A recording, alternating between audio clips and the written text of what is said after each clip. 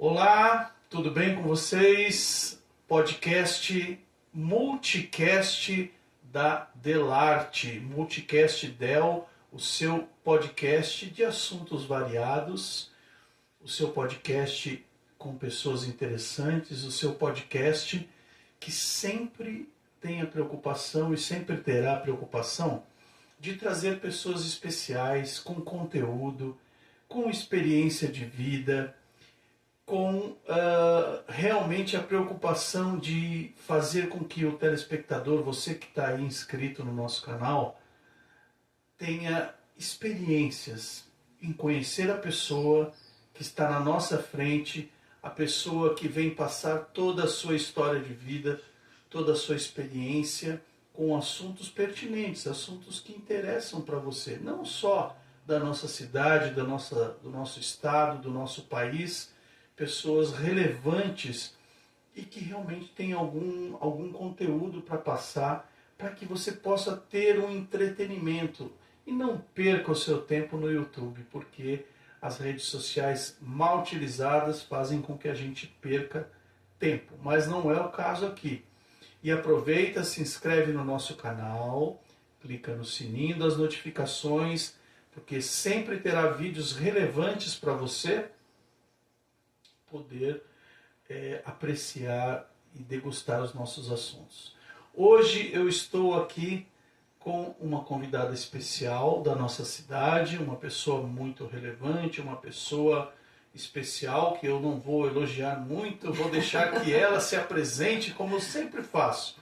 Eu deixo o convidado se apresentar e ao longo da conversa assim a gente vai rasgando os elogios, as admirações pessoais, porque quando se trata de pessoa ligada à cultura e à educação, para mim bate muito forte. E então eu vou me segurar aqui um pouquinho, porque eu também sou educador, também trabalho com cultura e quero que vocês conheçam a carinhosamente conhecida na cidade inteira de Vargem Grande Paulista, região metropolitana de São Paulo, a nossa querida amiga Cida. É um prazer enorme, né? Aceitei esse convite com muita alegria, estar aqui nesse bate-papo, poder falar um pouquinho da muito conhecida como professora Cida Hiroski, né? Professora Cida. Mas assim, de professora há muito tempo eu não sou, né? Mas é muito gratificante poder falar da nossa vida, da trajetória, né? E assim, né, os elogios, né, dessa parte, muito obrigada. Realmente a gente tenta ser uma pessoa que possa trazer um bom exemplo. A gente precisa de bons exemplos hoje na nossa sociedade. E também acredito que eu, como mãe, como esposa, como cidadã de Vargem Grande, eu gostaria um pouco realmente de trazer, né, para as nossas, principalmente eu vou falar, nossas mulheres de Vargem Grande Paulista, que hoje eu vejo que a mulher ela precisa encontrar o seu espaço, saber qual é o seu papel na sociedade, diferente da sua profissão, né? Então, muito obrigada pela oportunidade, é uma grande oportunidade mesmo estar aqui. Com certeza, com certeza. Então, o Multicast, e vocês já sabem, se inscreve aí, que é a única coisa que a gente pede para você. A gente te dá essa informação, te dá esse conhecimento, essa troca de experiências, e você só dá o seu like, só a sua inscrição, compartilha também com a família, com os amigos e todas as pessoas que conhecem essa professora batalhadora, uma pessoa que vocês vão ver aqui pelo nosso papo, tudo o que ela tem de conteúdo para trazer para a gente. Vamos lá então, a sua formação como professora. Bom, eu sou pedagoga e psicopedagoga de educação especial inclusiva. Que é uma especialização. Isso, né? Pós-graduação, né? Tá certo. Mas assim, dentro dessa formação, você preferiu atuar pouco como professora? Sim, na verdade, eu nunca me encontrei nas salas de aula. Desde os estágios que eu fui fazer, eu não me identifiquei, porque eu sou uma pessoa que gosto muito de autonomia e também gosto de inovações. Então, eu teria que ir para uma parte da pedagogia totalmente inovadora para eu me identificar. E poucas pessoas sabem, eu fui sempre da área administrativa. Antes de eu fazer pedagogia, eu morei muitos anos em São Paulo. Eu fui secretária, gerente de compras, gerente de venda, sempre usei a administração. Isso. E quando eu vim morar em Vargem Grande, eu me identifiquei, eu fui trabalhar em projetos sociais como voluntária. Certo. E foi aí que nasceu o desejo de fazer a pedagogia, né? Eu falo que não fui eu que escolhi a pedagogia que me escolheu. Porque eu vi dentro da pedagogia um leque de oportunidades para trabalhar com ações sociais. E quando eu fui fazer a pedagogia, eu me identifiquei muito mais ainda com os projetos sociais. E também dentro da pedagogia, eu creio que quem entra nesse circuito aí, nessa profissão, realmente começa a enxergar as necessidades, né? Verdade. Sociais. Sim. Porque a formação, a educação passa por tudo, né? Você vive o dia a dia, né, dos alunos, das famílias. Você começa a ter um olhar realmente, né, das necessidades, das carências. É muito gratificante a gente como ser humano ter essa aproximação com o outro. Eu acho que a pedagogia, ela te traz aquilo todos os dias, né? E não tem rotina, né? Porque realmente a vida humana, ela é única. Então, cada dia são histórias diferentes. Isso. E você vive essas histórias, muitas vezes envolve. O bom professor, Cida, você não acha que ele é aquele que se envolve com a causa educacional? Sim, um bom professor, muita gente às vezes eu escuto falar, o educador, de fato, ele é aquele que não só ensina, né? Ele não, porque muita gente acha que ser educador é somente você ensinar. Não é, a troca de experiências, você também aprende muito no dia a dia dos alunos. O envolvimento, a empatia, exatamente. Tudo isso. No dia a dia escolar, né? Sim. Mas enfim, aí você está falando que não foi a sua praia a sala de aula. Não foi. E aí então você achou esses caminhos que foram se mostrando, encontrando esses caminhos da ação social e viu ali, opa, ali eu me identifiquei. Assim, quais assim, depois nós vamos entrar um pouquinho na questão política também, mas assim, como assistente social, trabalhando com uma equipe, lidando diariamente com as necessidades da população e aliada à educação também, quais são os principais assim pontos que você pode elencar, 2 ou 3 ou 5, de necessidades que realmente você mais enxergou, que mais te tocou? Eu falo que, para mim, a pedagogia na minha vida foi um divisor de águas. Ela me deu um olhar na causa social que antes eu não tinha como pessoa, como cidadã. E em que sentido? Quando você começa a passar, né, a vivenciar os problemas das pessoas, você pensa em soluções. E a pedagogia social, ela traz essas intervenções, na verdade. Ela trabalha com as minorias sociais. Então, você começa, eu vou te falar pelo meu primeiro projeto. O meu primeiro projeto, ele foi com jovens.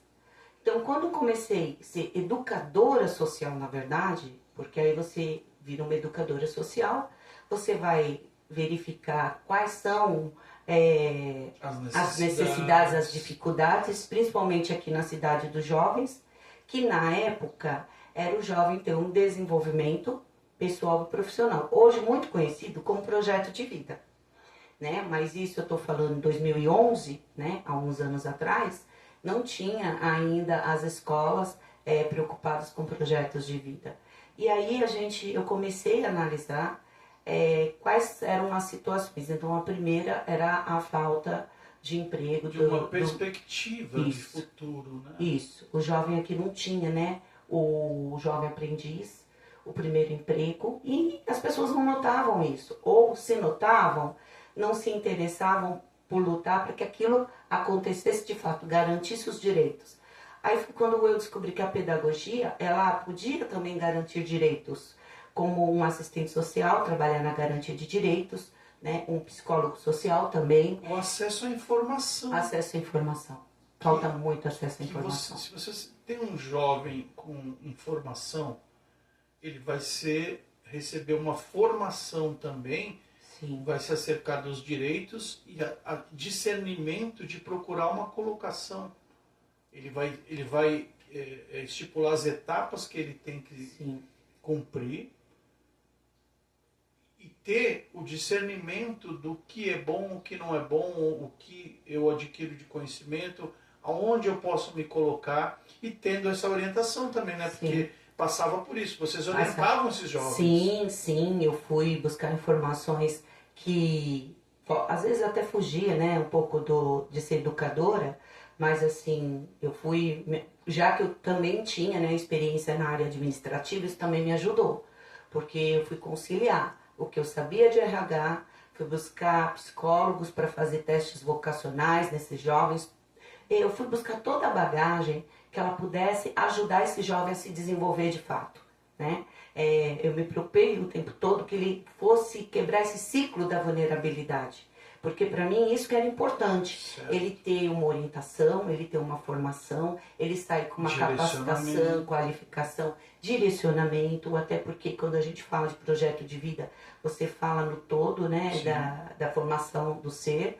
Então eu fui buscar todas as pessoas na época, profissionais, para que conseguissem me ajudar a trabalhar com esse projeto e que esse projeto realmente ele fosse um projeto que funcionasse. E realmente funcionou muito na época, né? Então foi minha primeira, meu primeiro desafio, foi um grande desafio. Trabalhar com esses jovens. Foi, mesmo porque eu não...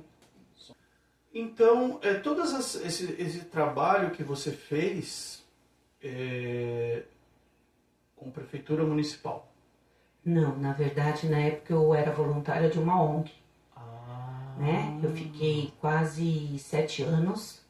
Eu tinha um termo de voluntário desta ONG e fazia esse trabalho 2 vezes por semana com jovens da Vargem Grande Paulista. Depois de um tempo que você passou a trabalhar no município, Sim, na prefeitura. Em 2017, né? Após eu fui candidata em 2016, candidata a vereadora na cidade. Aí depois de um ano eu fui convidada para trabalhar na administração. Aí eu fui trabalhar na assistência social, né? Na assistência social eu fui trabalhar como coordenadora de CRAS, que também a pedagogia, poucas pessoas sabem, mas você pode trabalhar como pedagogo dentro de um CRAS, uma assistência social do poder público. Porque a assistência social tem essa equipe técnica e o pedagogo também faz parte. Pedagogo, né? Isso. É interessante isso. Eu vejo que poucas prefeituras ainda abrem concurso para o pedagogo ser um pedagogo social, ser da equipe do CRAS, né? E tem um papel importante. Eu acho que isso pode ser mais explorado pelas prefeituras, de dar oportunidade para o pedagogo ele ser da parte da equipe técnica de um centro de referência da assistência social. E quando você foi trabalhar na prefeitura, foi com a mesma linha de trabalho ou você começou a abranger outras linhas? Não, foi uma linha de trabalho diferente, né? Porque tudo bem que você também vai com o olhar de ver a vulnerabilidade das pessoas, mas aí você tem que trabalhar dentro de um conceito, como que eu posso te explicar? Você trabalha com uma legislação, no caso do SUAS, né, Sistema Único da Assistência Social, então você trabalha muito você fica muito amarrado, porque você trabalha em função, não do que o Estado pode do que o Estado fornecer. Isso, exatamente, são projetos mais engessados, programas federais, estaduais, alguns municipais, e você não tem tanta autonomia, né? Então você faz um trabalho mais administrativo do que aquele realmente de ações sociais que eu vinha fazendo, né? Que eu tinha mais autonomia. Então eu me senti muito amarrada nesse sentido. Mas fora isso, eu fazia outras ações sociais. Eu fiz ações sociais dentro da causa animal, que também muito importante. Isso, e eu vejo ainda muito esta causa animal, as pessoas têm que tomar consciência do que vem acontecendo muito na causa animal. É uma causa que a gente se sente assim, muito sem políticas, não tem políticas públicas, sem assistência. Né? As ONGs para os animais, elas têm que ficar mendigando caridade, caridade, doação. Precisa ir para as redes sociais chorar e pedir um quilo de ração, né? Vai muito além, né? A causa animal, as pessoas, quando elas olham para a causa animal, elas acham que animal é só as pessoas que estão lutando pelos animais, é só carinho, é só amor ou é só paixão pelos animais? Não é. É saúde pública. Então, eu falava muito isso para as pessoas e é difícil as pessoas entenderem que também o animal é um ser vivo, ele merece respeito, né? Aliás, todo ser vivo merece o nosso respeito, respeito à vida. Então, por que eu falo isso? Quando você vê uma cidade que nem a nossa, que o animal ele é abandonado, o animal ele não tem um canil municipal para ser abrigado, ele não tem vacinação, não tem um programa de castração, ele não tem essa preocupação, é lógico que o problema só vai aumentando. E as pessoas, o que mais me chateia da causa animal é porque ela é invisível também. As pessoas fingem que não vê. Elas fingem que um animal não está ali abandonado, elas passam, tem uma caixinha de 10, meia dúzia de gatinho, eles não estão ali sofrendo, eles estão sofrendo sim. Estão passando fome, estão passando frio, estão passando sede. Então essas coisas, você vai vendo que a sociedade, o que me incomoda muito nas minhas ações sociais, ô Conrado, que nesse decorrer desses anos que eu tô, quando você vai falar às vezes de ações sociais, as pessoas pensam que é porque você não tem o que fazer. Tem muito isso. Você não tem preocupação, você não tem com o que se preocupar, você não tem família, parece que você está se envolvendo nas ações sociais porque você não tem o que fazer. Ou pensa de ação social, tanto quem recebe quanto familiar, enfim. As pessoas, de um modo geral, elas pensam que ação social é você ir lá e socorrer momentaneamente uma coisa que uma pessoa está necessitando muito. Ah, verdade. Isso é ação social. Sim. Elas não pensam no trabalho todo que cerca uma assistência, o carinho, o apoio, a conversa, o ouvir. Sim. Não é doar algo, doar um bem material. Isso é fazer campanha do agasalho, não se restringe só a isso. Não, e as ações sociais, elas são complementos das políticas públicas.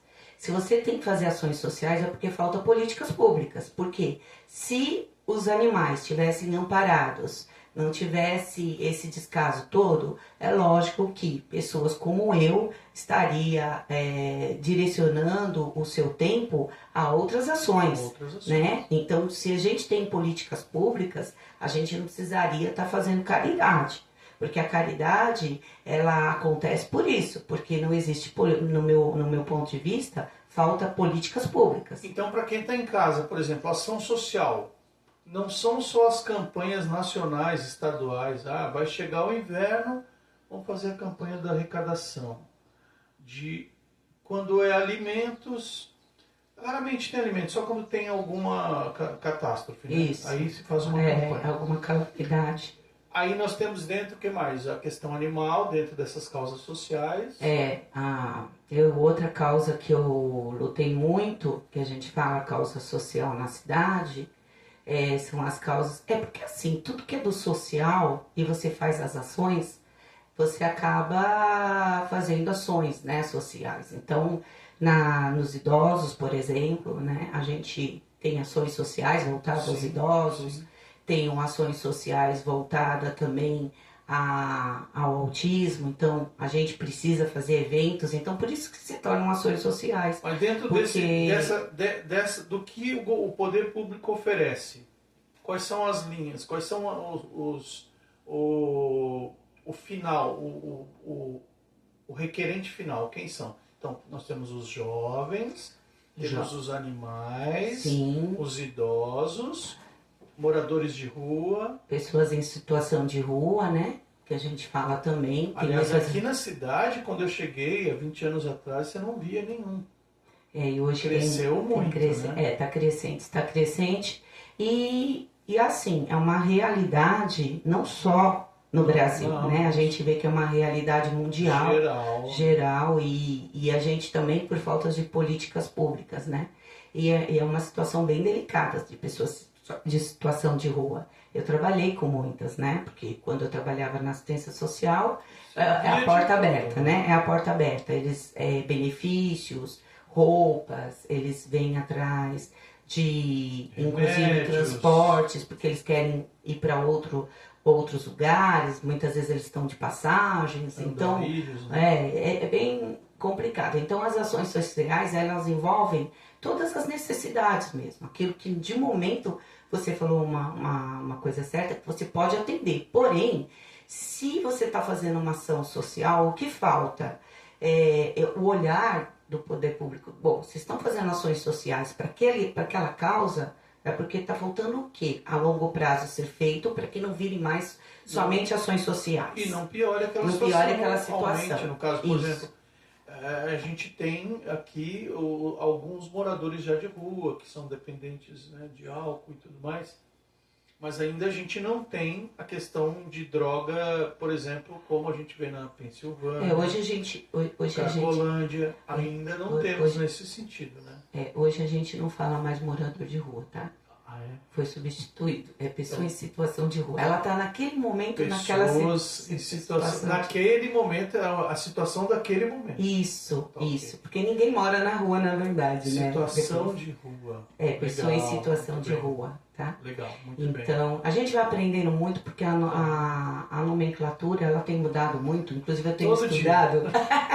Eu tenho estudado muito, porque a gente vai, hoje, né?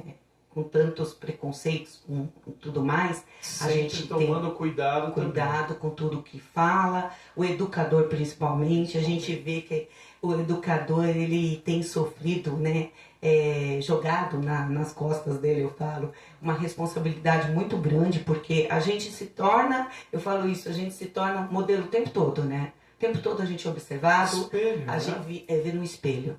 E isso é preocupante também, porque nós como educadores, como cidadãos, como pessoas, nós também erramos. Mas as pessoas não conseguem ver esses nossos erros como... Só que a velocidade das coisas é tão ágil, é tão rápida as coisas acontecendo, que você não tem tempo de se atualizar, às vezes, não de dá, tudo, de né? tudo, não. Alguma coisa fica para trás, então não tem jeito. Não, muita coisa. É muito dinâmica hoje a informação, né? E vamos entrar na questão social da professora Cida. E já entrando, e depois vamos entrar um pouquinho na questão familiar. Tá bom. Você, pensando nisso, já entrando nesse assunto, o mundo tá ficando chato? Pra mim o mundo tá chatinho, viu? É muito mimimi. Muita regra nova, muita coisa pra gente se adequar. Eu vejo que a sociedade, ela... Eu não sei se foi antes ou depois da pandemia, viu? Eu não consegui ter essa clareza, mas, assim, acostumou com o distanciamento. As pessoas se acostumaram com o distanciamento. As pessoas parecem que querem se envolver menos, vivem numa bolha. Por essas minhas ações sociais, muitas vezes, quando você vai pedir ajuda, né? Porque você... realmente pede ajuda, porque para você fazer algumas intervenções você tem que viver, algumas situações são de caridade, então você pede ajuda, né? Exatamente, então começa vender rifa, fazer eventos, então você começa a convidar as pessoas parecem que não estão muito preocupadas, não vou generalizar, mas muito da maioria está preocupada com o seu próprio umbigo, isso me preocupa. Quem está puxando isso é a geração nova? Está puxando essa mudança, porque para gente que já tem uma faixa etária mais ou menos eu tenho 57 anos. A nossa faixa etária é essa. E eles que estão puxando, então, esses conceitos novos, quer dizer, os problemas são os velhos de sempre. Sim. Mas as relações mudaram muito, né? Mudaram, as relações humanas, a gente fala que as pessoas... pelo menos no meu entendimento, no meu ver, as pessoas se distanciaram. Eu também vejo menos ética, né? Eu vejo que as pessoas, elas estão distantes do que é o conceito de ética. Vi muito isso no decorrer de um tempo para cá. As pessoas, elas realmente estão mais individualistas e eu acho que isso não é bom para a humanidade. Né?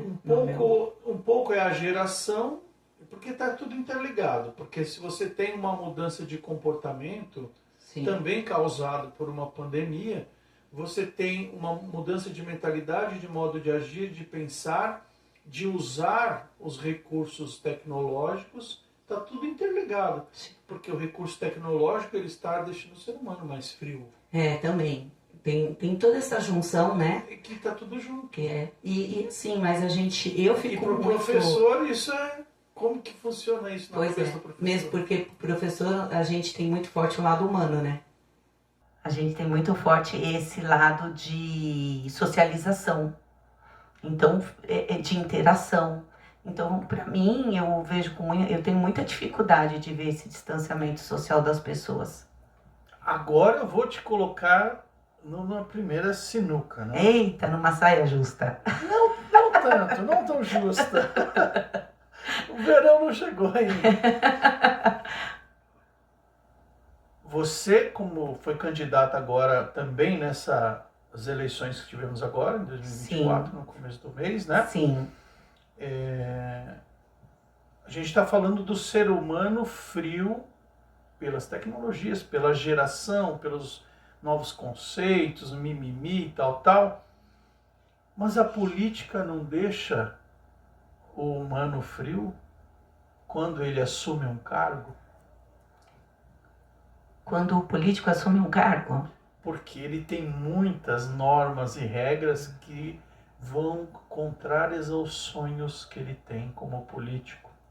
Eu posso te falar isso quando você me perguntou como que era dentro do poder público, que eu falei para você que era bem diferente de quando São eu era... essas barreiras. Isso. Fala só um pouquinho por cima, né? Porque você é um sofrimento de você quer fazer e não pode. Ou não conseguir, né? E não conseguir. Eu vejo que quando eu fui para a política, eu fui por conta dessas limitações.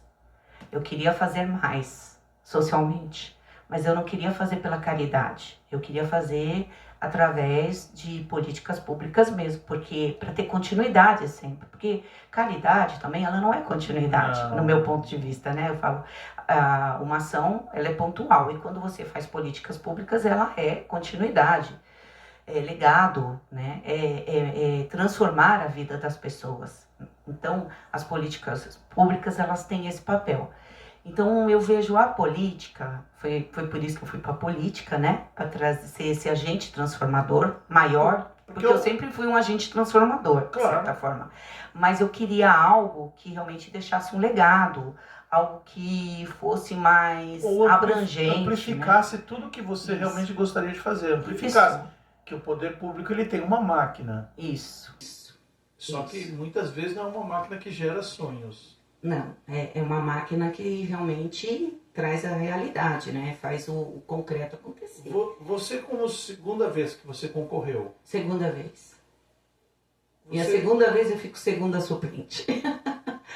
Dessa vez eu também. Né? Dessa vez, pouco. 6 votos? Quantos não, faltaram 200 votos. Faltaram 200. Mais do que da outra vez, mas também a competição era maior, né? Então, a gente fala, mas de qualquer forma, valeu a pena. Eu não me arrependo de nada que eu fiz.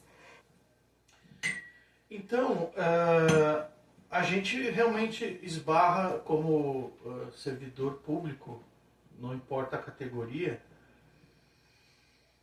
em vários bloqueios. Você como candidata,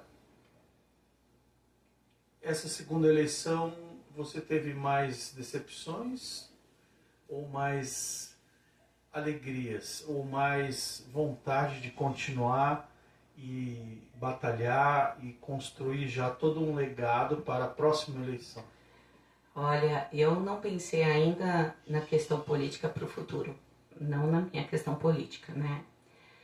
Não, é muito recente. A gente realmente tem muitos dissabores, muitas decepções. A gente acaba Eu, pelo menos, eu me dediquei 100%, então é um estresse muito grande. Todos os dias nas ruas, você abandona a sua casa, a sua família. E lógico, você espera vencer. Todo mundo vai para uma luta, né? Para um embate querendo ganhar, né? A gente não vai para uma competição querendo perder. Então eu tive muita dedicação e muitas pessoas comigo. Uma equipe né? boa, Uma né? equipe Eu boa. conheci algumas pessoas Sim. muito... equipe de Pessoas pessoas, comprometidas que também queriam mudanças, queriam renovação. Mas eu falo também que eu acredito tudo que é Deus no comando. Né? Então você faz sua parte. Se não é para ser, eu também sou bem... Eu aceito muito esse tipo de coisa. Mas eu falo que para mim a política hoje, ela não faz... Ela vai... Talvez eu vou amadurecer, vou entender o que aconteceu, né? Tudo que a gente realmente podia ter feito diferente, mas eu acredito que... Mas é o natural, né? Ver onde foram os acertos, analisar e seguir em frente, né? Isso. Mas o meu projeto futuro mesmo não é abandonar o que eu comecei. Por exemplo, essa semana mesmo eu já me reuni com as mães atípicas. A gente tinha começado o estatuto da Associação dos Pais e das Crianças Autistas aqui de Vargem. Bom. Já retomei, né? Aí eu e uma amiga nossa que trabalhou na campanha, a doutora Andréia, a gente retomou, já voltou Isso paralelo, por fora do estado, do município. Sim. É um trabalho pessoal meu, voluntário, um compromisso. Eu tinha feito compromisso com elas, que eu não consegui dar toda a atenção. Elas querem realizar, né? Tudo, a associação, isso. E eu não pude, durante a campanha, dar toda essa atenção. Então eu falei, olha, ganhando ou perdendo, vocês têm meu compromisso, que eu vou me dedicar, porque era uma das minhas causas, né? E ainda é, porque muito tem a se fazer na cidade pelos autistas, né? É um trabalho ainda que tem que ser... E dentro da minha formação. Sim. Né? E hoje, mais do que nunca, a gente vê quantos casos, né? As coisas estão... pessoas até famosas, atores, atrizes, que estão relatando... Tendo diagnóstico, né? Que sempre perceberam algo de estranho, mas nunca procuraram saber, e hoje em dia, na verdade, você tem aí uma divulgação muito maior na mídia. Sim. Então, nada melhor do que você começar um trabalho assim de realmente sedimentar numa cidade e mostrar para onde o poder público tem que olhar, né? Sim. Então, eu tenho ainda alguns projetos voltados que eu já tinha antes, né? Que é a causa animal, eu preciso intensificar. Por conta dessa minha ausência também de 1 ano, que foi uma das coisas quando eu saí do poder público, foi por conta da causa animal. Da causa animal. Era uma das... porque eu sou muito apaixonada, tanto pelos seres humanos quanto pelos animais. Né?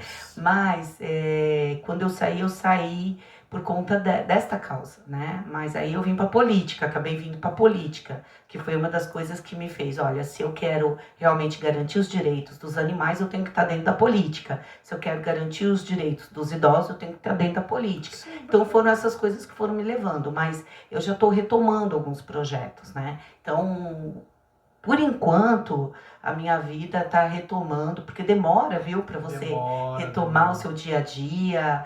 E aí eu estou retomando esses projetos que eu já tinha encabeçado, que eu tinha me comprometido. E eu gosto, viu, porque meu tempo, eu falo que eu gosto de utilizá-lo. E gosta de estar lidando com as pessoas. Gosto muito. É uma das minhas paixões. Muita gente fala, mas Cida, você teve tanta decepção na política, você não desistiu do ser humano? Não desisti, não vou desistir. Porque... É o seu material de trabalho. Exatamente. E assim, você aprende muito com o outro. Em falar nisso, os candidatos que quiserem também, aqui nós estamos abertos, quem quiser, eleitos ou não eleitos, se quiserem vir bater um papo com a gente, estão convidados. O espaço está aberto para todos, mas se inscreve aí primeiro, tá bom? Até porque cada um tem uma experiência, né? A minha Exatamente. experiência, desta vez, que você falou, foi totalmente diferente da outra. E tenho certeza, se eu me arriscar uma terceira vez, será outra experiência. Qual a importância da família nessa sua caminhada, numa visão social do seu trabalho, das suas escolhas profissionais, né? E também na jornada de campanha. Antes, durante e depois. Bom, eu sou casada há 32 anos. Meu marido é um maridão, viu? Porque estamos 40 juntos. E conheço ele desde os 16 anos, então ele me conhece muito bem. Eu tenho 2 filhas, uma de 29, formada pela Unicamp, ela é de um grupo financeiro. Tenho a minha de 24, que se formou agora pela USP em Engenharia Química. Ambas trabalham, são mulheres independentes, que eu sempre preguei na minha casa, né? Ó, mulher tem que ser independente, tem que ter autonomia e tem que ter tomadas de decisões, né?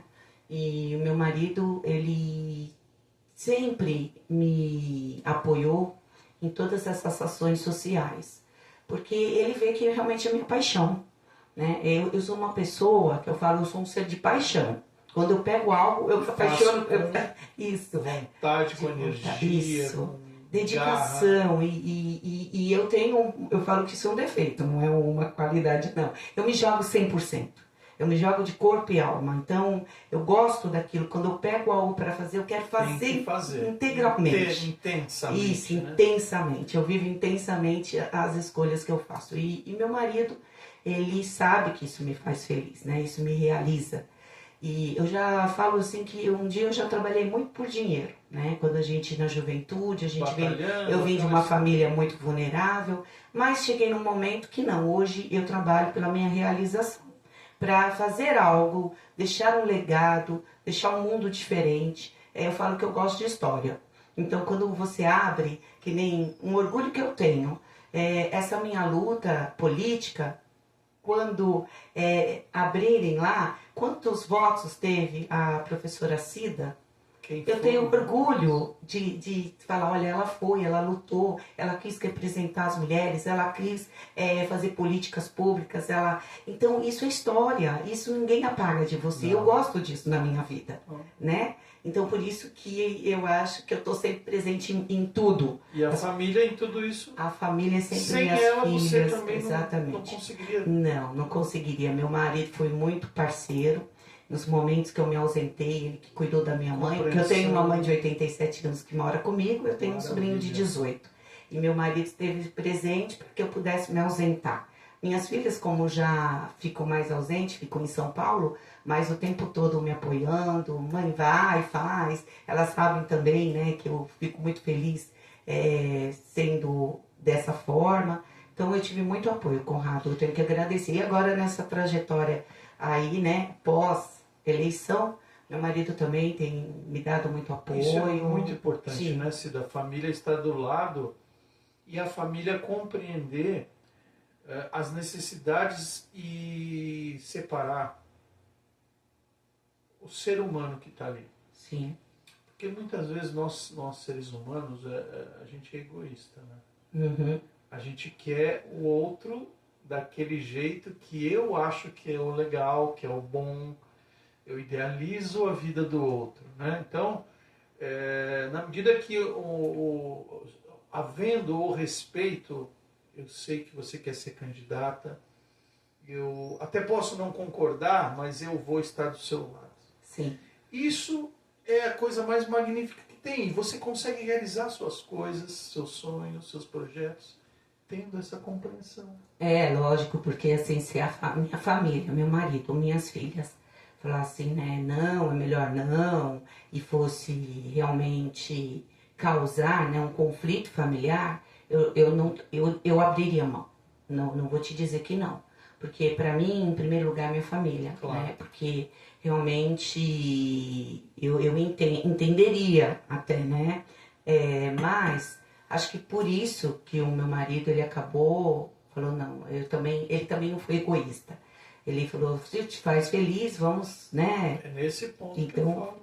eu tenho a agradecer muito, então aproveito, viu, Gerson? Seu parceirão. Você já falou com a sua família que você vai para a próxima também? Não, eu não decidi nada ainda. Isso é outra conversa. Assusta. Isso é outra É conversa. outra conversa. Não, tô brincando. Ela não me falou nada em off e nem vai falar aqui, vai ficar no suspense. Tem muito tempo para se Não. pensar o que a gente vai querer. E vai ser também de acordo com a trajetória que eu vou daqui até 4 anos, né? Mas Que você vai acontecer. percebeu que nessas duas experiências que você teve, que você tem uma veia política? Sim. Porque precisa ter. Não tem. Eu gosto da política. Então, Eu gosto da política. já está aí a resposta. Não, eu gosto da política. Eu gosto de lutar. Eu gosto dessa coisa de querer os direitos. Eu nunca fui acomodada. Isso que me incomoda também na sociedade, porque as pessoas precisam acordar para os seus direitos, as pessoas precisam querer. Muitas vezes as pessoas falam, tem dever, tem direito, mas a gente precisa buscar se conscientizar dos nossos direitos, da política, a gente tentar sair da bolha, que eu falo que a sociedade está vivendo muito numa bolha. Fala para mim uma coisa boa da política. Transformar a vida das pessoas. E uma coisa ruim. Destruir a vida das pessoas. Por quê? A política, ela transforma. Mal ou usada, ela destrói. mal utilizada. Exatamente. Então, quando a gente vê um jovem que ele tem uma boa educação, uma educação de qualidade, uma boa formação, um bom emprego, sucesso na vida, a política transformou a vida dele de forma positiva. Quando você vê que um jovem não teve oportunidade, ele foi levado para as drogas, ela foi destrutiva. Houve uma falha, Isso, né? houve uma falha. Então, eu falo que é nesse ponto que a política, para mim, ela é muito importante. Porque quando você... eu vou falar uma coisa que pode ser bem simplória, mas ela decide, né? Quem vai ter sucesso, quem vai fracassar. Ela decide quem vai viver ou quem vai morrer. Ela decide quem vai comer, quem vai passar fome. Ela decide quem tem casa para morar e quem não vai ter. Então, a política é uma tomada de decisão. Ser político... Você sabe o que eu fico pensando, Conrado? Eu estava pensando como que eu ia conseguir dormir. Porque eu sou uma pessoa que eu durmo pouco, eu sou muito preocupada com tudo, o tempo todo. Como que eu ia conseguir dormir sabendo que em torno de 55 mil habitantes estava dentro das minhas responsabilidades? Por quê? Porque se eu deixo faltar um remédio, ou se eu não trouxe verba, ou qualquer coisa nesse sentido, eu sou responsável. Se preocupou com algum tipo de lei, Isso. com algum... né? Exatamente. Então, se eu não me preocupei em ter casas populares e tem pessoas morando na rua, de certa forma eu também sou ocupada, eu tenho responsabilidade sobre isso. Então, isso me preocupava. Mas é uma isso me preocupa. responsabilidade que nem... não são todos os políticos que pensam nisso. Então, aí vem, né? A gente, quando resolve ir para a política, ou a gente resolve ser candidato, muita gente falou, Cida, você sabe qual é o seu papel? Então, você sabe qual é o seu papel? Sua responsabilidade?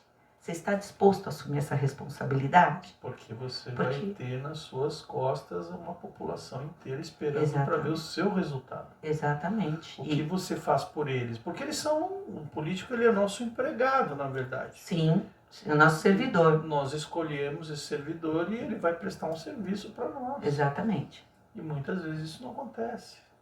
Exatamente. Só que ele não pode ser demitido, né? É que nem minha empresa deu certo. Não deu. Exatamente. Mas eu tinha essa preocupação. Essa preocupação, eu pensava comigo todos os dias. Como eu vou conseguir encarar esse lado? É né? uma responsabilidade. Por conta disso, porque eu vejo a política como realmente construtiva ou destrutiva. E a gente vê que bons políticos transformam cidades, bons políticos, eles fazem a diferença. E fora que não é só momentânea, né? É para gerações e gerações. Uma cidade que nem... Agora eu espero, de fato, que Vargem Grande, eu creio nisso, deu uma guinada, comece a crescer e que realmente as pessoas tenham esta visão de quanto a política ela melhora a vida das pessoas, né? Até porque se uma cidade que está nesse miolo ela não faz isso, ela vira um povoado, ela vira um negócio medieval. Não. Ela tem que, né? E aí ela pode cair realmente naquelas cidades de miserabilidade e depois é bem complicado da gente conseguir quebrar isso. E você tem que oferecer todo esse bem-estar para a população e fazer a diferença. Sim. O que a cidade tem de mais valioso? Aqui no nosso caso é a natureza. Sim, e ela é pouco explorada. Riquíssimo. Ela é pouco explorada no sentido turístico, no sentido de preservação, no sentido de ser algo atrativo para quem passa pela nossa cidade para ir para outros lugares turísticos. Vamos parar lá, mas vamos parar lá para fazer o quê? Para ir no supermercado, só abastecer e ir embora. A minha preocupação até que a cidade ela cresça desordenadamente, né? Porque a gente vê aí umas leis que foram aprovadas nessa questão de verticalização sem ter a devida infraestrutura. Então a gente tem que pensar muito quando faz leis a curto, a médio e a longo prazo. O impacto que isso e nessa questão o impacto do meio ambiente é um impacto muito grande, porque se a cidade vai crescendo desordenadamente, a gente sabe aí, a gente vê pelos exemplos de muitas cidades que crescem assim, que vai crescendo a miserabilidade, né? Então tem que ser muito bem planejada hoje, né? A gente tem um monte de cidade que hoje se falam cidades inteligentes, porque muito planejamento. Precisa de planejamento. Precisa. E ainda você tem agora a questão ambiental, as questões climáticas, né? Que é mais uma adaptação que a cidade tem que fazer. Sim. Você viu aí, né, nesses últimos dias, as chuvas que deixaram as pessoas sem energia elétrica. Ainda tem cidades que estão, né, passando a falta de energia. Já é mais um desafio para a cidade. Mas são problemas que vão se agravando se você ao longo do tempo não for realmente fazendo o que deve ser feito. Em alguma hora impacta. E aí, quando chega a esse ponto, que nem agora está, né, que a gente vê aí da Enel, é bem complicado. Passando um sufoco, né, e deixando a população também. E a população que paga o pato, né, vamos falar bem claro. A população que arca com as consequências. Né? É um emaranhado. O governo, a empresa e o povo. É um emaranhado ali que um empurra para lá, outro empurra para cá, e aí não tem fiscalização. E é um problema muito sério e a gente fica sem luz, né? Sim. E é grave, né? Porque eu estava ontem assistindo uma reportagem falando de uma idosa que ela precisava por conta do inalador, por conta de uma série de equipamentos. Então você imagina, né? A gente fala de vidas, né? O problema é que quando as pessoas pensam em políticas, sabe que não sei se você tem essa impressão, não lembram que atrás da política vem vidas humanas, consequências, né, nessas vidas. Então isso que é o mais preocupante. Da mesma forma que eu te perguntei, que a política ela desumaniza às vezes o sonhador, o ser humano que gosta de gente, que se preocupa com as pessoas.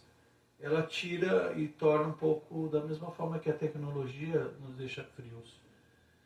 Você acha que na política cabe uma pessoa tão preocupada, tão sentimental como você, tão engajada, você não tem medo de, na próxima você entra, que você já relatou a sua preocupação, o seu receio, não é medo é o modo de falar, né? Sim. O seu receio de tantas vidas na sua mão, mas você não tem receio de perder essa humanidade sendo uma vencedora, uma pessoa pública que tem ali toda uma responsabilidade, porque às vezes a impressão é que passa que não bate uma coisa com a outra. Eu tenho uma experiência, eu não vou relatar porque eu não sou eu tenho uma experiência, mas é onde pública, administrativa, que eu reclamava muito com os meus superiores a falta de humanidade. E eu quero te perguntar isso de novo, vou voltar nesse assunto. Você não tem receio de perder esse lado humano grande que você está mostrando para a gente que tem? Olha, Porque você vai esbarrar, e você já esbarra, você já vê, mas não está envolvida diretamente, porque você sim, não venceu a eleição, mas você viu, você foi lá, você ajudou a fazer essa fogueira, não ficou até o final. Mas você não tem medo de sofrer, de se frustrar mais ainda, porque é um sistema, né, Cida? é um sistema que, como a gente vê, né? Cabe uma Cida humana do jeito que ela está mostrando dentro da política? Olha, eu sou uma pessoa também bem pé no chão, né? Apesar de eu me envolver muito com ações sociais, você tem que ser muito pé no chão. Você vê Você muita tem, coisa. você tem que ter, você tem que ser racional, porque senão você também, eu vou dar um exemplo. Eu vejo pelas nossas protetoras, né? Muitas vezes elas deixam de comer, muitas vezes elas deixam de ter casa para morar, elas perdem tudo por conta da causa animal, né? Eu tô dando um exemplo. Por quê? Fica difícil se você separar aquele amor, aquele desejo do fazer e aquele que você... Não, espera um pouquinho. Eu tenho que me doar, mas eu não posso extrapolar. Uma pessoa dessa, ela não deixa um animal para trás, né? Se Ela ela passa na rua, ela vê, ela leva junto. Exatamente. Então, nisso eu sou racional, né? E até que ponto que aquilo é prejudicial na minha vida. Então, eu sei separar. Então, eu acho que se eu tivesse tido a oportunidade, talvez eu tivesse esse momento, né? Que eu sou uma pessoa, eu falo que eu sou muito equilibrada, né? Mas eu até gosto desse meu lado de eu sofro, mas eu vou pôr na balança. Espera um pouquinho. Tem que ser mais racional ou mais emocional?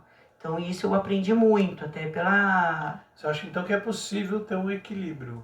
Eu acredito que sim. Sem Você perder. tem conflitos, lógico, você vai ter conflitos, vai ter que trabalhar com esses Cobrança. conflitos, com essas cobranças suas e dos outros, né? Para você saber como dar conta.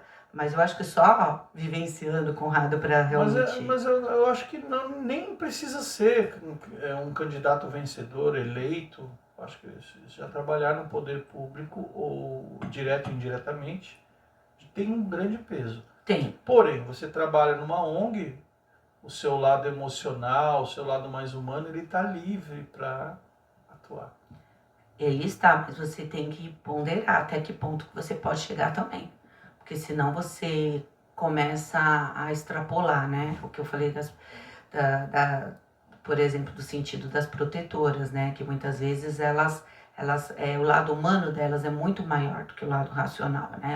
Elas realmente é um amor pelo animal. Então, não importa as consequências, né? Então, isso que muitas vezes eu fico me perguntando. Então, eu não. Tanto que nas ONGs, quando eu trabalho nas ONGs, eu sei até onde eu tenho que ir. Então agora, nesse momento, você está engajado em várias ONGs. Você está dando um apoio, está visitando, na verdade, como eu não retomei, né? A campanha acabou há alguns dias. Aos poucos você aos poucos eu tô conversando com várias pessoas. Mas a sua ideia é retomar o trabalho os projetos, com os sim, os projetos do terceiro setor, né? E intensificá-los, porque apesar que eu acredito que a gente vai ter aí uma mudança de políticas públicas, isso já me conforta, me acalma o coração, né?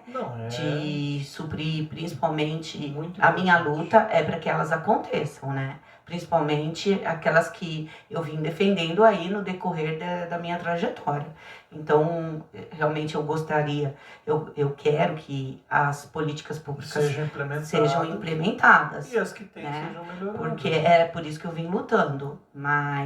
E as que existam, que elas realmente possam melhorar. Isso, precisa. E as que existam, que elas realmente possam melhorar. Isso, precisa.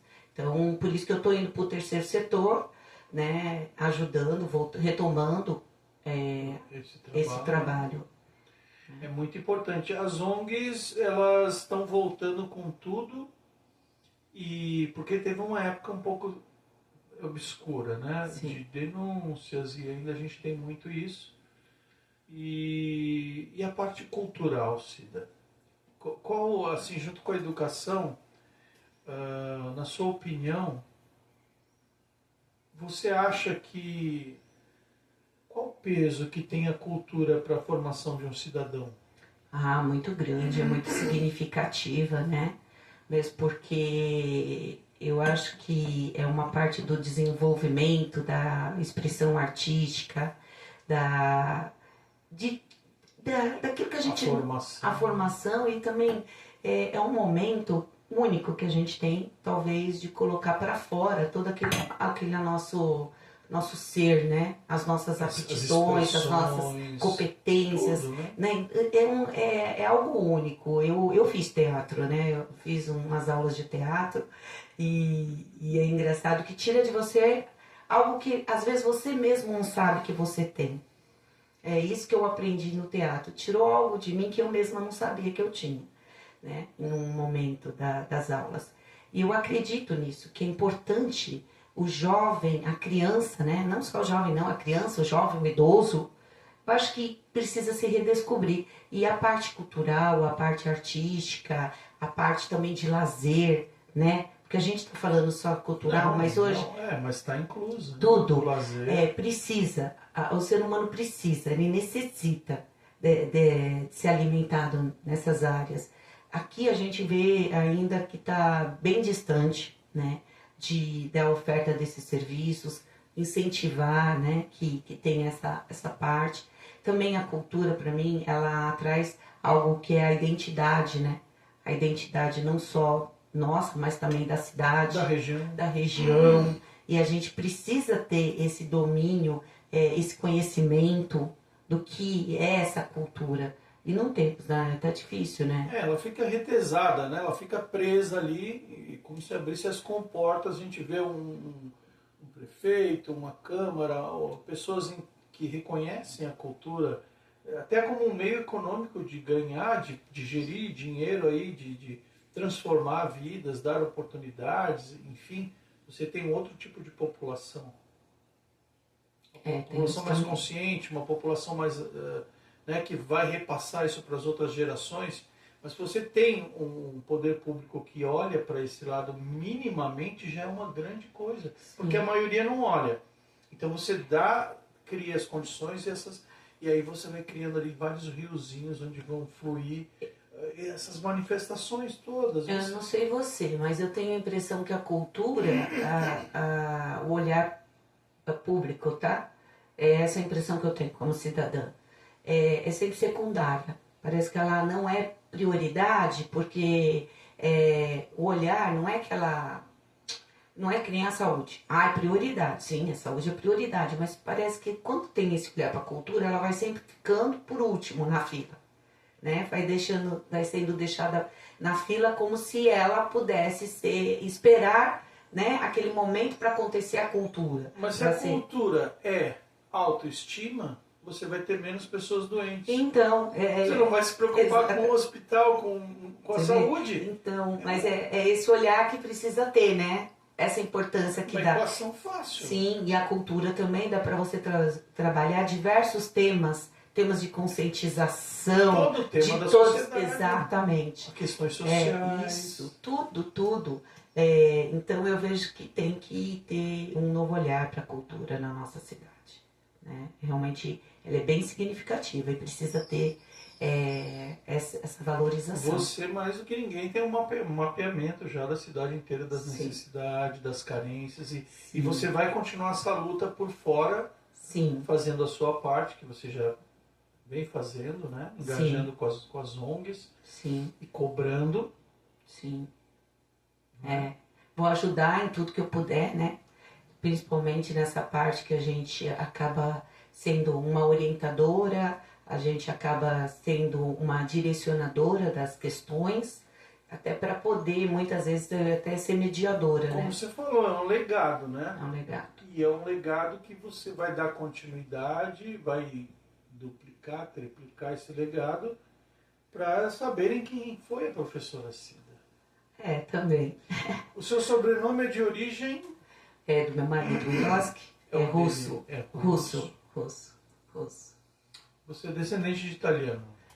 Espanhol. Olha, eu sou uma mistura boa, Uma hein? mistura. Mineira, baiana, com espanhóis, com... Olha, tudo... Índio. Índio, tudo. Eu sou a verdadeira brasileira. Na sua trajetória como professora, chegou a lecionar um pouco algum conteúdo? Não. Ou ensino fundamental? Não, eu só fiz chegou. o... Só o estágio? Só estágio. Já pulou fora. Já vi que não era pra mim. Porque a educação está bem triste hoje, né? Eu vejo minhas amigas, né? Eu tenho muitas amigas educadoras, professoras, e realmente a gente vê que o professor ele precisava ser mais valorizado e assim, né? A própria questão do século XXI, as tecnologias, elas estão impactando muito negativo, né? De forma negativa com o professor, né? Então, e a sociedade em si, ela tá muito estranha, né? Tá tudo estranho. Tá estranho. Tá tudo estranho, o clima, as pessoas. A tecnologia está assumindo um outro papel. Sim. Né? A gente vê a IA, né? A inteligência artificial. Junto com os robôs. E me preocupa, sabe, Conrado? Porque eu vejo que as pessoas, elas estão pensando menos. A gente vê que as pessoas... E eu não li, eu até peguei um artigo que eu tô para ler sobre quanto tem impactado a IA na parte realmente cognitiva. E a gente está ficando dependente. Dependente, a palavra cada dia um pouquinho mais dessas tecnologias, e isso é preocupante, ninguém está se preocupando. A gente está... Estão vendendo um peixe, né? Um peixe comum por um salmão, uma truta, uma coisa mais sofisticada. Por quê? Porque na medida que falam que a tecnologia é boa, ela vai te ajudar. Ela vai fazer tudo por você. O médico vai estar no Google te atendendo. Tanto que... Mas e a dependência? Você não vai precisar pensar, não... Eu já, quando eu estava no estado, os alunos não ligavam para o que eu falava.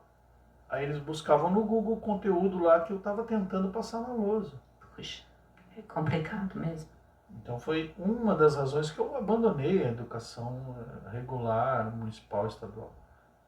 Entendeu? Então porque aí entra a tecnologia que faz com que a gente pense muito menos, raciocine muito menos, porque já está tudo ali, prontinho. Sim. E ninguém está se preocupando com isso. Assim, a tendência é ir aumentando essa independência tecnológica, né?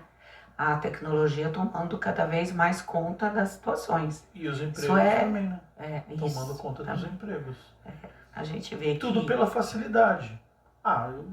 Eu tenho ali a inteligência artificial que passa o aspirador.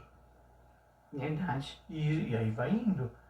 Já tem carros voadores com preço, a gente já tem os robôs que você pode comprar. Aquele filme lá que você viu um tempo atrás, agora tava passando ele. Era só um filme, né, que tinha, né, que o robô de aluguel. Agora você já tem. O importante até como gestora, como trabalho com ONGs, e é perceber tudo isso também. E eu tinha essa preocupação enquanto professor atuante. Hoje eu sou só professor de arte, de música, né, e teatro, de passar o entorno, onde se encaixa aquele conteúdo artístico, o entorno dele, na nossa vida. Eu passo isso, até hoje eu faço esse trabalho. Então é importante você que lida diretamente com a mão na massa das ONGs que estão nas comunidades, que estão nos bairros, na periferia, né? Levantar também essas questões para a gente não ir empurrando com a barriga, né? Sim. Você não acha importante? Eu acho. Essa conscientização? Sim. Da gente não perder, porque a gente vai perder a humanidade. Tanto que a nossa cidade, ela é uma cidade que ainda, ela é mais interiorana, né? Apesar de não ser interior, mas ela ainda tem, as pessoas ainda têm esse conceito um pouco mais de interior, de aproximação. E eu vim, foi uma das coisas que me fez escolher Vargem Grande para morar, porque realmente a qualidade de vida e esse lado de você não ser um número.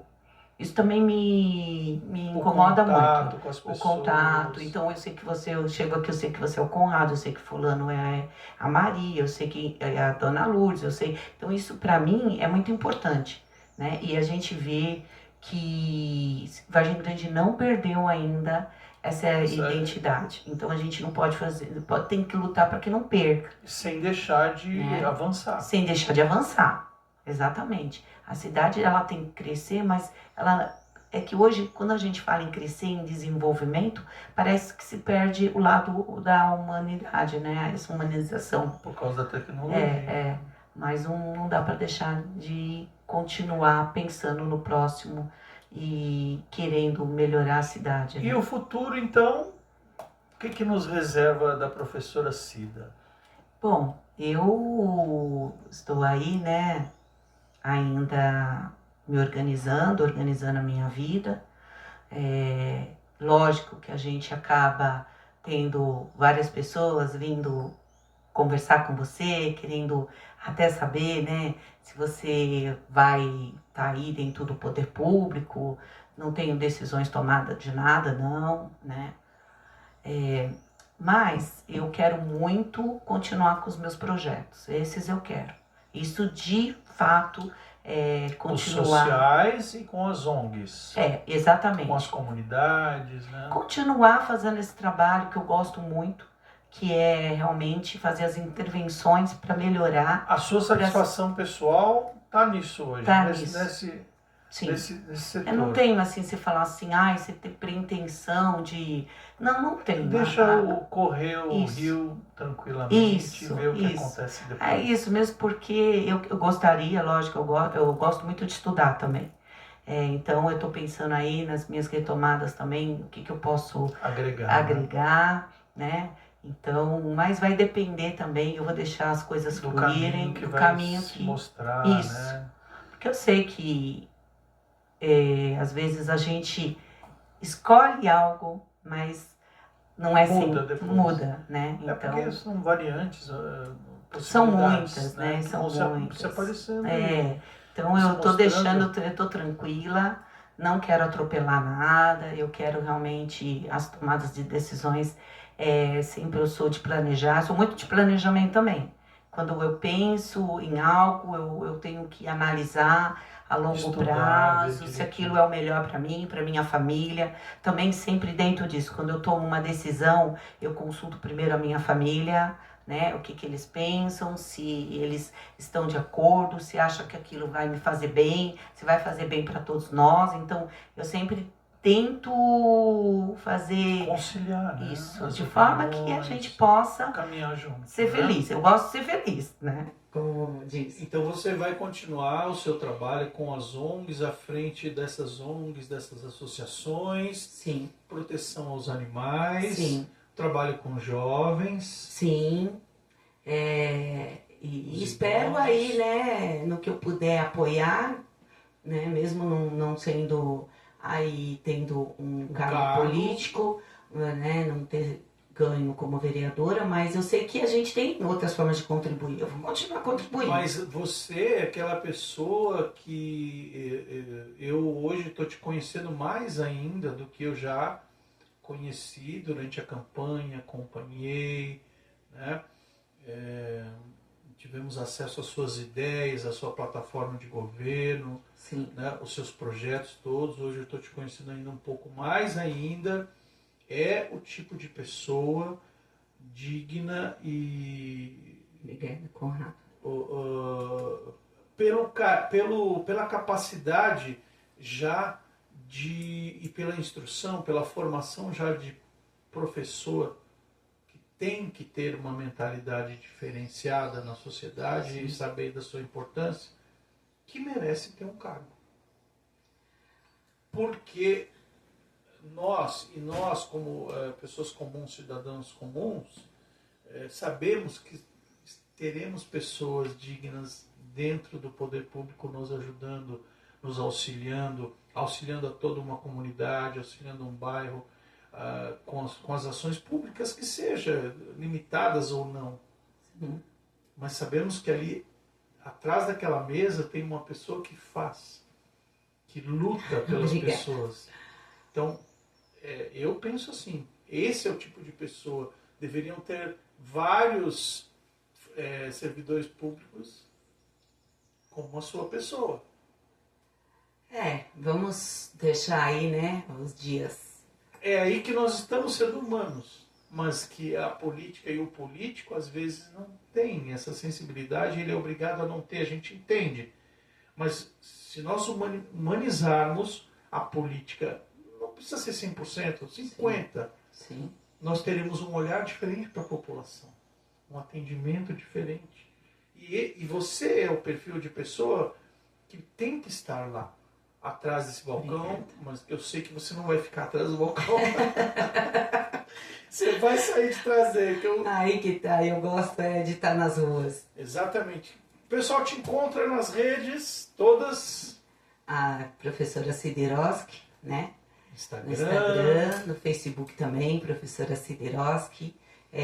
Tô sempre aberta para conversar. Muita gente tem me mandado muito projeto, viu? Apesar de eu não ter sido eleita. Sim, dá pra Os projetos continuam chegando. Sim, dá pra conversar sobre aquele projeto? Dá pra conversar sim, eu tô sempre à disposição. Mas faz a ponte, né? Sim, e eu gosto muito disso. Eu gosto de, inclusive, fazer essa relação humana, né? E isso falta também na cidade, sabia? Assim, Sabia. as pessoas se reunirem mais, conhecer o trabalho do outro. Isso também me acordou muito nessas minhas andanças aí pelas bairros. É a bagagem que você teve. Não, me trouxe assim, olha, se for deixar um recado, uma lição. O que a política me trouxe, ela me deu muito mais conhecimento do que eu tinha. Me trouxe uma alegria muito grande de conhecer muitas pessoas, pessoas fantásticas, pessoas incríveis, histórias incríveis, né? A gente senta na casa de alguém e a pessoa conta a história de vida dela. Não tem preço. Eu falo que o que eu vivenciei nesses E você percebe meses, que as pessoas depositam em você uma confiança, sim, né? Você percebe, né? Sim, muito. Uma esperança. Uma esperança. E isso me fez assim muito feliz. Legal. Então eu falo que às vezes a gente até perde algo, mas se você for pôr na balança, eu ganhei muito mais do que eu perdi.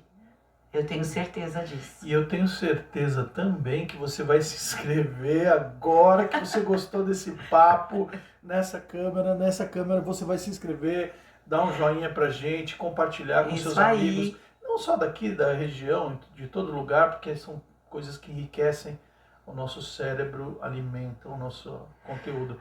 E eu tenho certeza também que você, não sendo uma vereadora, você trabalha muito mais que muitos vereadores. Eita, aí, ó. Vai trabalhar. Não me comprometa. Não, com esses projetos todos, quem que se envolve? Quem que se envolve com esses projetos? Que quer mexer com as ONGs, que quer mexer com as associações? Quem? Qual vereador que se importa? Se fizer políticas públicas, já Né? tá bom. Vamos, Sim. né? Então, mas se você faz tudo isso ainda, tem que continuar, tem que ter um cargo sim, pessoa humana, professora, batalhadora, mãe, a mulher que está à frente agora lutando pelos direitos cada vez mais, que fiquem mais estabelecidos, não só dos animais, das mulheres, dos idosos. Esse é um recado que eu gostaria de dar, né, para nós mulheres. Mulher, vamos acordar, vamos sair da bolha, a gente precisa tomar, né, o poder, a rédea. O espaço, gente, vamos tomar nosso espaço. Eu falava na campanha que a gente serve para tudo, mas não serve no momento de tomadas de decisões de uma cidade, não serve para estar na política. Lógico que servimos para estar na política sim, porque nós conhecemos a necessidade não só da outra mulher, mas da família. Então isso eu bati muito. A mulher precisa aprender a votar nas mulheres também, né? Eu acho que a mulher, ela precisa aprender a ter um senso, uma consciência política. Ela precisa saber escolher aquelas pessoas que querem o melhor para sua família. No caso, as mulheres, porque as mulheres não são colocadas no poder. Sim. Então, sobrou as mulheres. Pois é. Precisa aí, né? Não puxando a sardinha pra gente, Não, mas a mulher, ela precisa se reconhecer. Se enxergar na Se sociedade. enxergar. Isso foi uma das coisas que eu escutei muito, viu, Conrado? Nossa, que coragem de ir nas ruas, que coragem de entrar num bar, que coragem de abordar qualquer pessoa, fosse homem, fosse mulher. E aí eu falei, não é coragem, gente. É porque a gente tem o mesmo papel que um homem, ele faz isso porque eu não posso fazer. Porque você sabe, né, da importância que é que a outra enxergue o que você enxerga. Eu queria muito que as mulheres, elas realmente, elas se olhassem, se vissem como protagonistas da sociedade. E não mais caminhando atrás do homem. Isso, exatamente. Né? Então, que fique aí o meu recado para as mulheres. Vamos à luta, mulherada, porque quando nós tomarmos consciência, né, do quanto que nós temos a contribuir para a sociedade, para tudo, a gente consegue transformar essa sociedade. Com certeza. E a gente não pode desistir disso. Não pode. E esse é o sonho do professor, de nunca desistir do aluno. Acho que é por isso. Acho que é por isso que eu sou tão idealista. Cida, muito obrigado pelo papo, foi muito legal, eu espero que você tenha gostado. Eu tenho certeza que você vai voltar aqui nesse programa com mais coisas boas para nos falar. Não importa daqui a 4 ou 6, 8, não importa. Pessoas como você, a gente tem que estar cercado sempre, e seja no nosso programa, passando informação, conhecimento. Muito obrigado pela tua presença. Obrigada a você, um grande educador. Tem muito para contribuir na cultura aqui na nossa cidade. Nós vamos trabalhar para que isso aconteça, porque nós, afinal, somos agentes transformadores. Pois é. Pessoal, transformem o nosso programa, o nosso canal, dê um clique, dê um joinha. Curte e compartilha, pessoal. Um beijo, professora Sideroski. Até a próxima. E um beijo para todos vocês. Tchau, tchau.